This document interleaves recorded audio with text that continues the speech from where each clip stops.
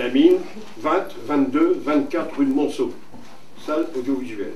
Dans la salle de projection du musée de l'école et de la mine s'est tenue l'assemblée générale présidée par M. André Legrain le mardi 31 mars vers 18 h. La municipalité était représentée par Josette Passel, adjointe à la culture, et en présence de Joseph Sirazaro, directeur du pôle culture. Le président André Legrain a présenté un rapport d'activité réalisé au cours de l'année 2008.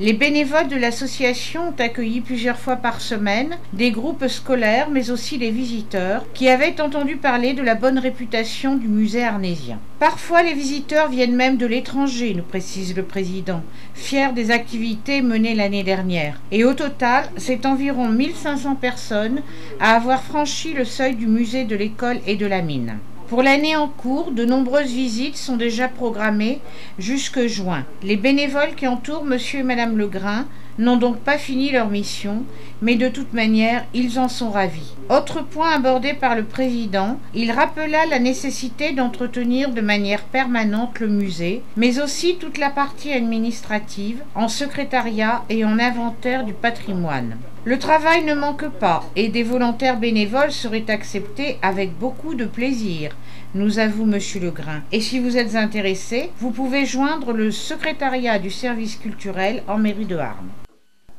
On avait eu avec lui un prix d'excellence, 4 fleurs, un prix national. Ça nous oblige à mettre des sels dans des bacs un peu partout dans le musée, parce que l'humidité, raccorder les fils, tout ça, la visite a eu lieu.